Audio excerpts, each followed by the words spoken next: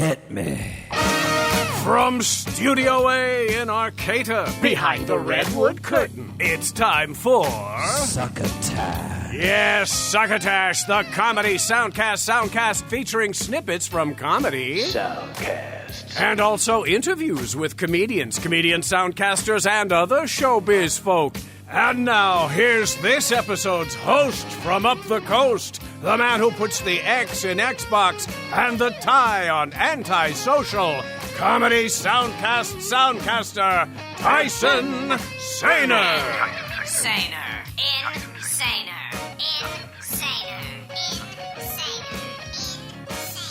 Saluton, estas me, Tyson Saner, and I welcome you to Succotash episode 257. Last week in episode 256, show creator Marc Hershon had a quartet of Soundcast clips on offer to you from the Soundcasts, known as the Ron Burgundy Podcast, May I Elaborate with JB Smoove, Comedy Has An Ouchie, and the Jock Doc Podcast. I can with great confidence say that it was an excellent show last week, potentially getting people interested in other folks' soundcasting efforts from around the globe.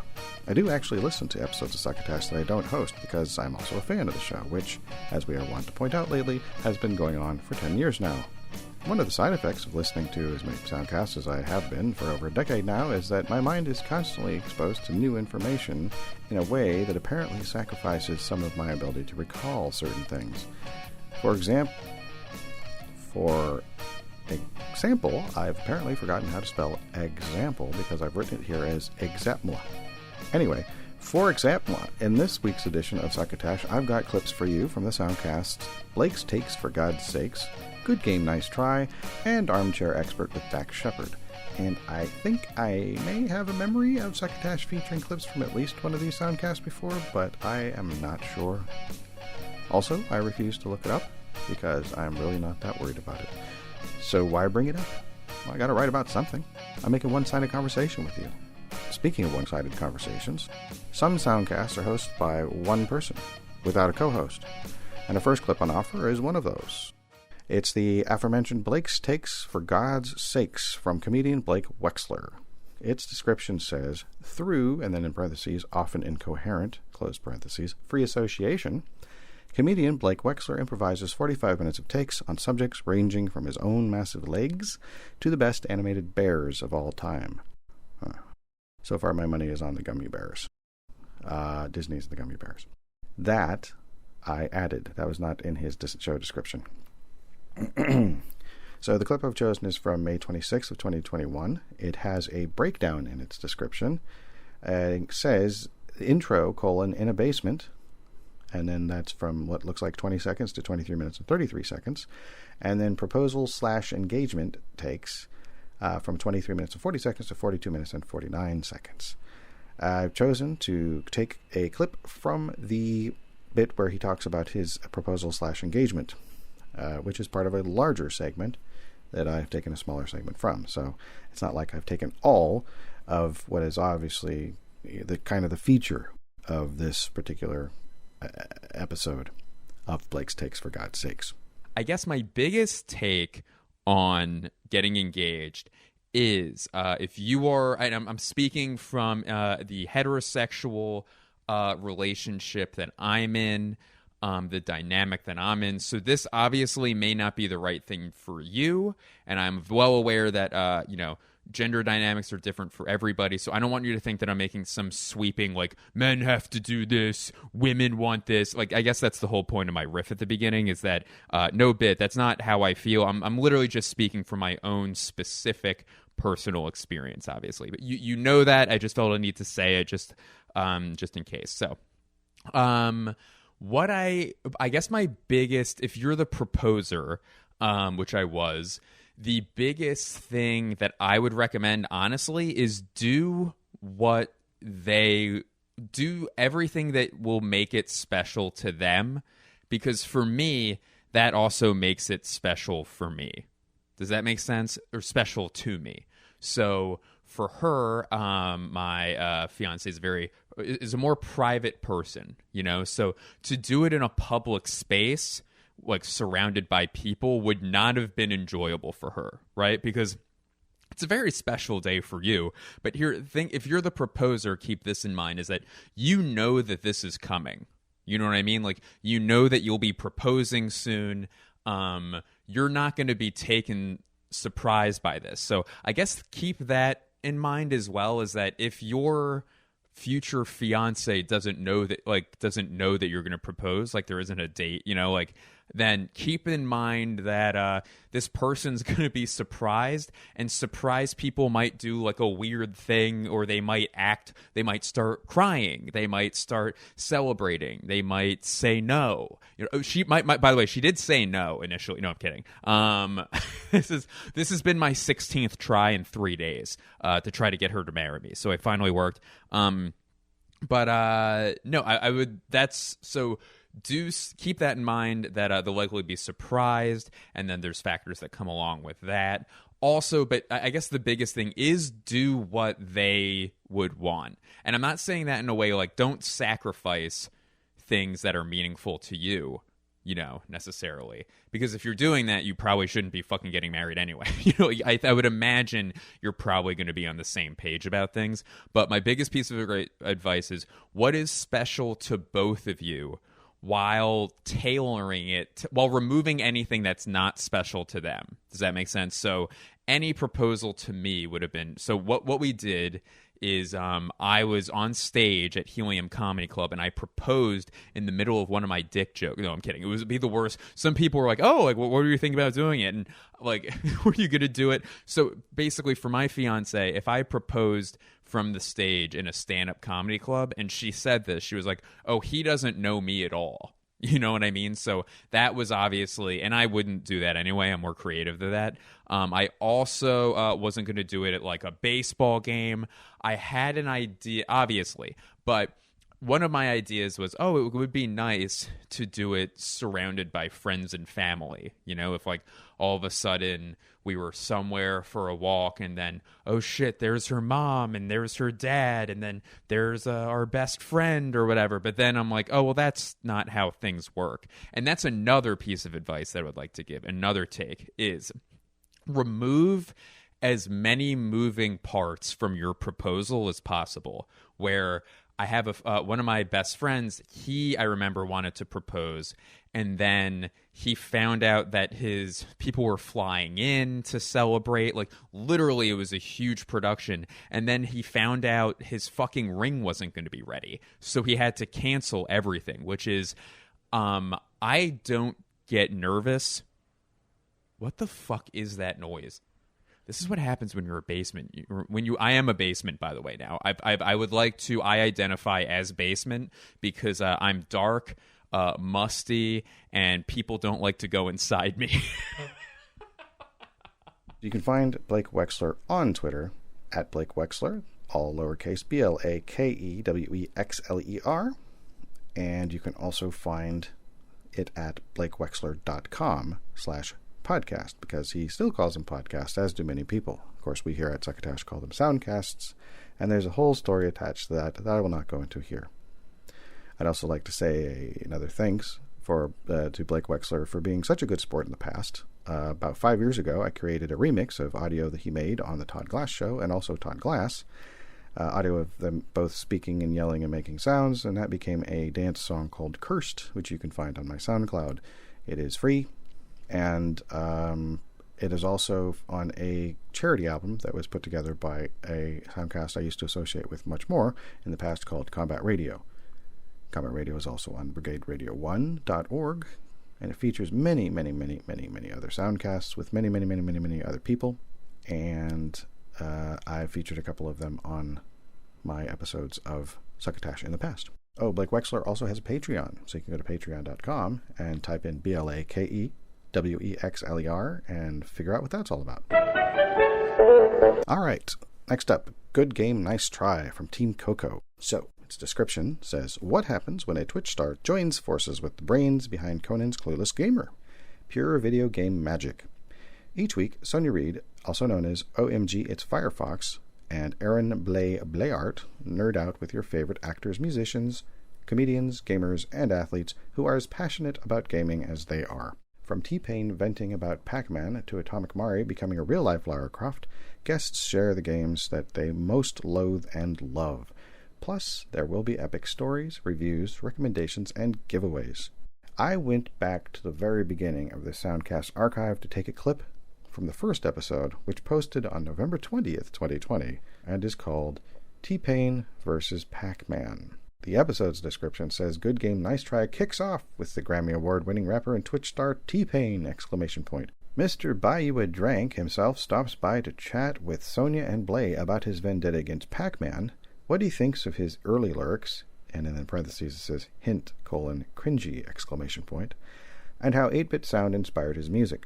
Plus, a clueless Conan O'Brien opines on Among Us. Yes, that's one thing that they have added to this program is little snippets of basically miniature Clueless Gamers episode. And if you've never seen Clueless Gamer, which was mentioned at the beginning of the description of this, it is Conan O'Brien, the talk show host, the American talk show host, being exposed to video games by Aaron Blayard and reacting to them in various ways, mostly with derision and confoundment, and always entertaining, at least in my opinion.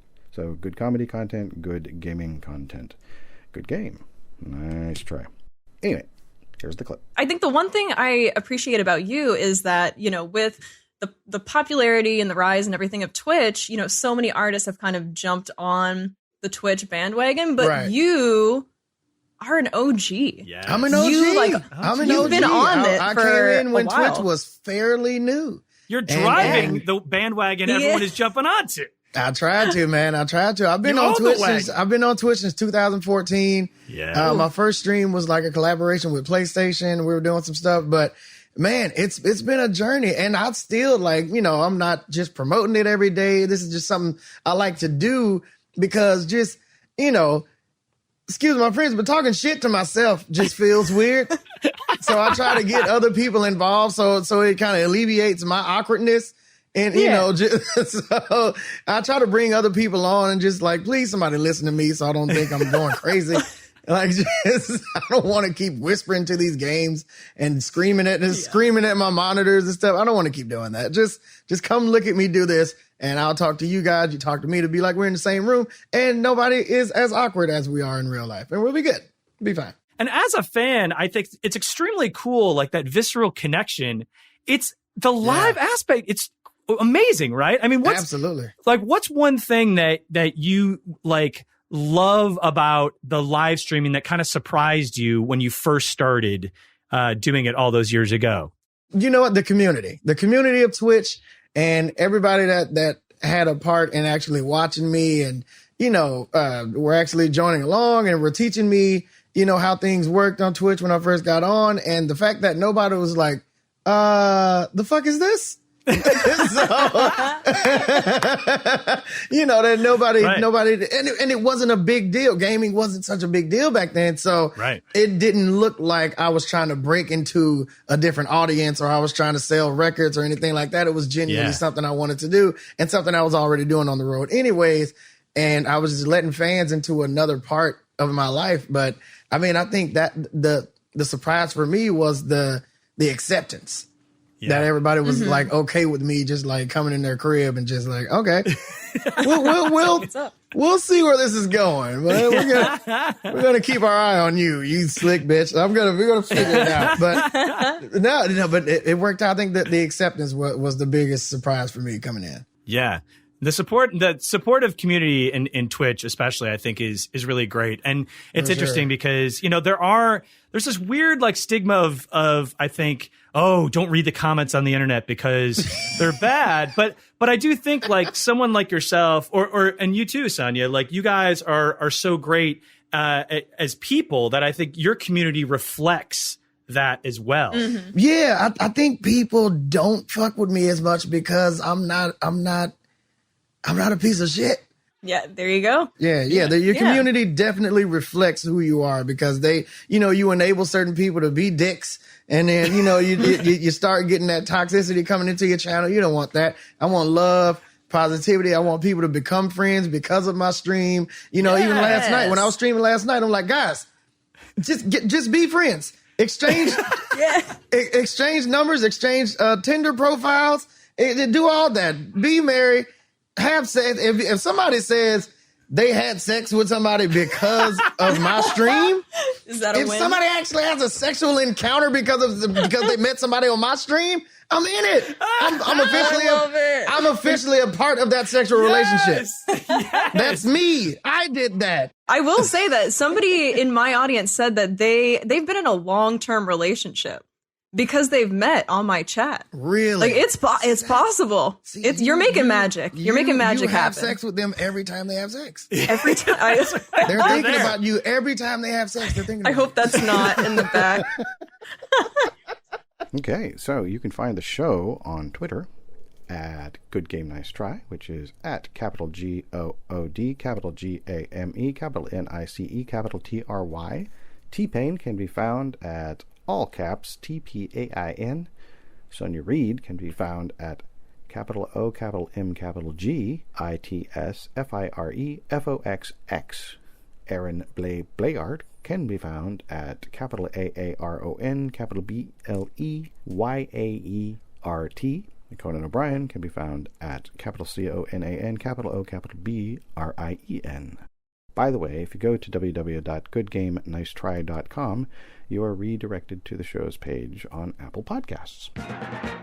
Hello, friends. Bill Haywatt here. As we move swiftly into midterm election season, now is the time to gingerly extract yourself from those time-consuming, soul-sucking political debates with your so-called friends in order to get on with the business of just living. But how to do it? That's the question. Introducing Hendersons new pushover pants. The perfect garment for those who just don't want to fight anymore. Unlike most pants that are designed to give you full stride for your ride, so to speak, pushover pants have both legs stitched together right along the inseam from crotch to ankle. If you want to move at all, you can only do it taking literally little baby steps. What's more, you are now an easy target for anyone looking to knock you off balance with a simple push, sending you tumbling down onto the ground. Now you won't be expected to stand your ground because you actually cannot, and your friends will be able to walk all over you on their way to the ballot box with you in no position to do more than roll around feeling sorry for yourself. Originally designed for mamby-pambies, widow babies, and 97-pound snowflake weaklings. Henderson's pushover pants are available wherever belligerent salespeople and dime store dicks are employed. That's Henderson's, giving you a leg up since 1921. And now back to Succotash. Thank you, Bill Haywatt. Finally tonight, a clip from a show called Armchair Expert with Dax Shepard, which is credited as being from Armchair Umbrella. So, the description of this program says, "Hi, I'm Dax Shepard." I'm not doing his voice, I'm just reading this. I don't think I've been exposed to his voice, even after this entire episode I listened to. I don't think I've been exposed enough to do an impression. Plus, I feel like it'd be a little tacky. So let me start again. Hi, I'm Dax Shepard, and I love talking to people. I'm endlessly fascinated by the messiness of being human, and I find people who are vulnerable and honest about their struggles and shortcomings to be incredibly sexy. I invite you to join me as I explore other people's stories. We will celebrate, above all, the challenges and setbacks that ultimately lead to growth and betterment. What qualifies me for such an endeavor? More than a decade of sobriety, a degree in anthropology, and 4 years of improv training. I will attempt to discover human truths, in quotes, without any laboratory work, clinical trials, or data collection. I will be, in the great tradition of 16th century scientists, an armchair expert. Aha. Okay, so now you wouldn't know it from that description, but the Soundcast also features a co-host named Monica Padman. Now, while looking for social media links for her, I found a Wikipedia article instead, which I will read an excerpt of here. Monica Padman is an Indian-American podcaster, actor, and producer. She is best known for co-creating, co-hosting, and editing the podcast Armchair Expert alongside co-host Dax Shepard. As an actor, she has appeared in films and television shows, including Chips, The Good Place, Rutherford Falls, and Ryan Hansen Solves Crimes on Television. All right, so the clip I've chosen is from the episode May 31st, 2021, It is with Vincent D'Onofrio, and it says it's Vincent D'Onofrio Returns. And numerically, this is episode 331, apparently. The description of the episode says, Vincent D'Onofrio, and then it gives his credits specifically as being from Full Metal Jacket, Jurassic World, and Mutha, that is M-U-T-H-A, is an actor and author. Vincent returns to the Armchair Expert to discuss his new book of short poems. His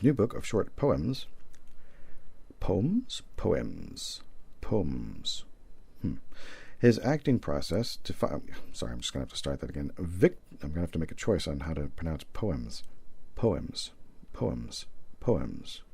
Vincent returns to the Armchair Expert to discuss his new book of short poems, his acting process to find his character's voice, and being a perfectionist about learning his lines. Vincent and Dax talk about their love for Chris Pratt, their scuba diving experiences, and that they want to collaborate on a project involving Dax's drawings. Vincent explains that he never gets nervous around other actors and that he wants Dax to move to Europe with him someday. The clip I've chosen is from a segment of the conversation where guest Vincent D'Onofrio is lathering on high praise for a game show that Dax Shepard apparently hosted at one point. It's tough with Chris, too, because Chris is really, really good at being a straight man. He's very, very good at it. I've never seen the Parks and Rec thing. I try not to see anything that my friends have done well in, just because of, jealousy. Except for my game show. Except for the game show. What happened with the game show? You were so good in it. We haven't talked about that on here, have we? No. I just want to preface what you're about to say with something else. Okay. Also, you can finish on Chris if you want. I just got excited about that exchange. No, I want to talk about the game show. Okay. So, to me, there was a couple of scenes with a couple of guests. I call them scenes because it was like drama. It was like high drama. So, there's two things going on with me when I'm watching it. One is he looked fucking amazing in those suits. I know. Yeah. I mean, unbelievable. The hair. Oh, the hair, but the suits, like, how the fuck did that happen? Like, honestly, it was like, nice. wow. It was. And there was a different one each time, so you got to see, like, a new thing every time. And then there was these two brothers, and he got in the middle of it, man. He was like, oh, my God.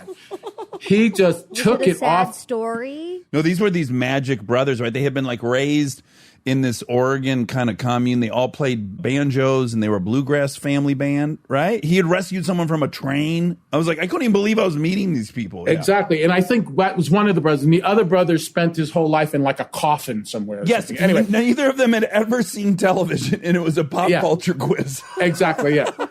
And the drama was unbelievable. And then Dax gets in the middle of it and just takes it off the page and just boom. Unbelievable. I'm telling you.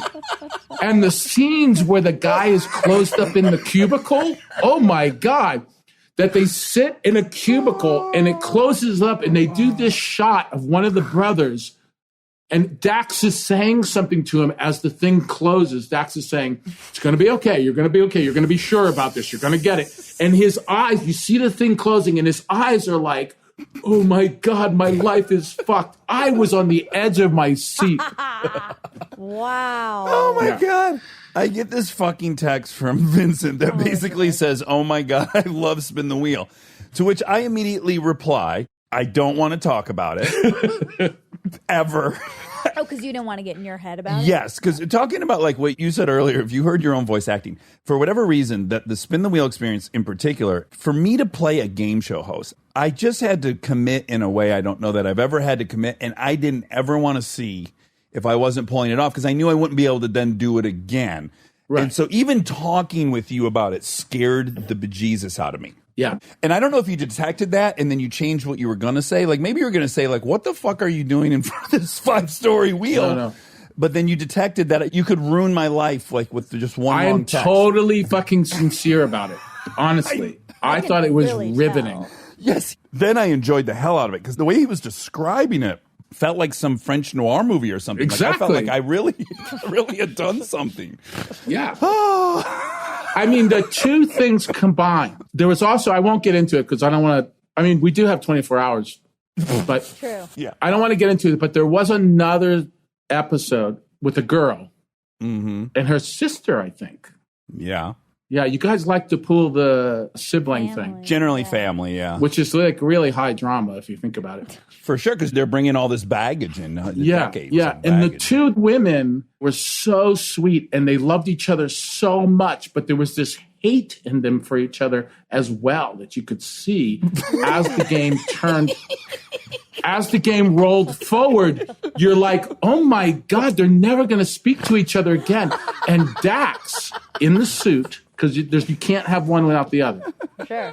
He steps forward in the suit and he looks at both of them and he says something like, this is going to be okay. This is going to be all right. So he had one line. It's like, well, in Vincent's memory, yeah. I had a catchphrase on it. It's going to be okay. it seems like you really connected with it's going to be okay portions of the show. Maybe you felt like I was telling you it's going to be okay. Yes. Maybe. Yeah. Yeah, but I don't want to go off track here. Okay. You can't say that it's not true that you did have that kind of presence on the show when things got rough. Well, here's what I thought I was good at is when things got hairy, I think I do shine in that situation. It's okay. Yeah. It's okay. I think I told you the most incredible, surreal out-of-body experience of the whole thing was that we would find out whether the person just lost $200,000 or won $400,000. And then within 9 seconds, I got to tell you to tune into the next episode. That was the most incredible turn of my life. You know, like, and just not to get into how the sausage is made, but in a scene, a turn might be like Vincent's very angry at his son and he's screaming at him. And then his son says something that breaks through and he actually realizes that's my fault. And he feels compassion and says, it's a turn. Well, this had to be two people are crying. We've just found this out. They won nothing. You guys, I want you to remember that no matter what happened today, you have each other, which is invaluable. Tune in next week to Unbelievable. Scream the promo for the next episode. And I mean, you have to imagine how fraudulent I felt every single time I did that. I mean, yeah, because it's a job. It comes down to you being able to turn that quickly. Yeah, for sure.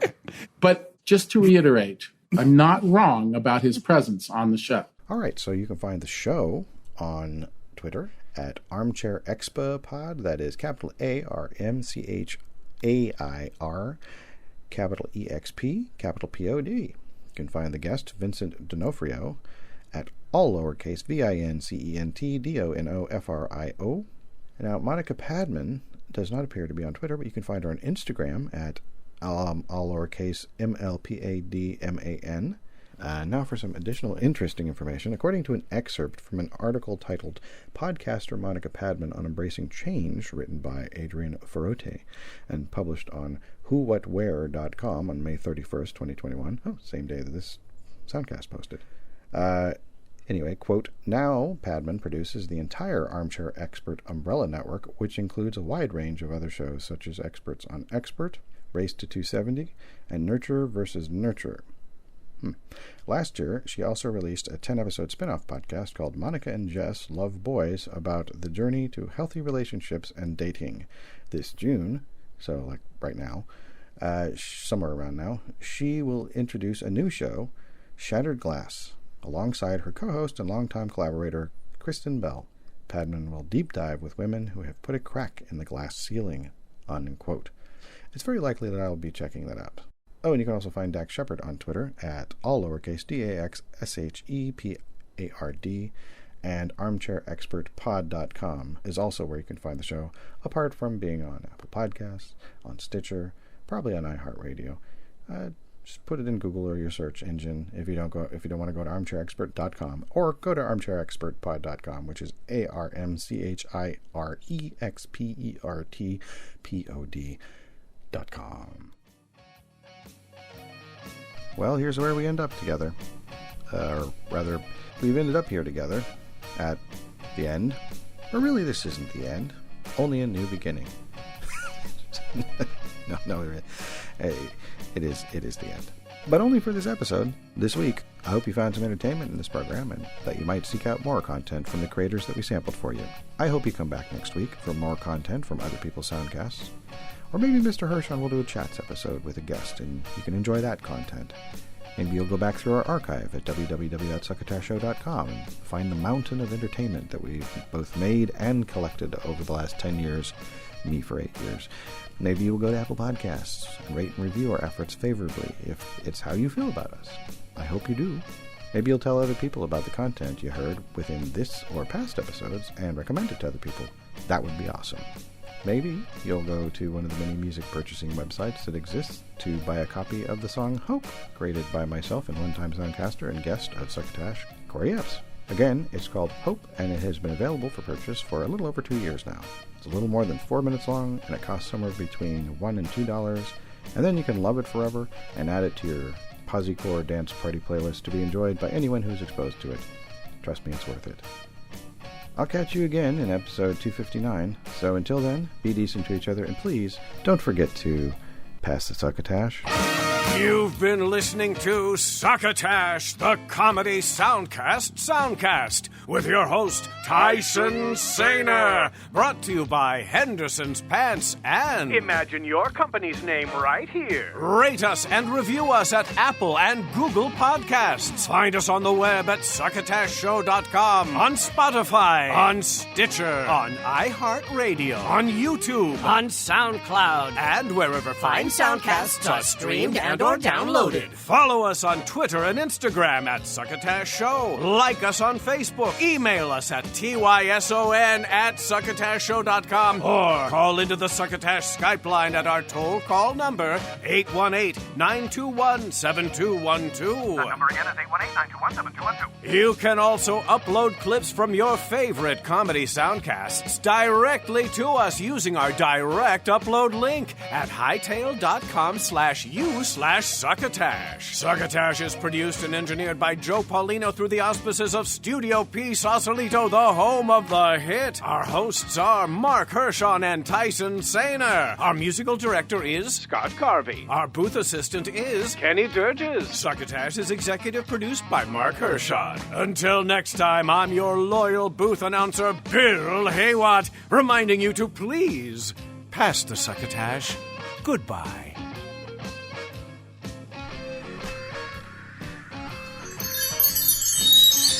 This has been a Succotash Patch production.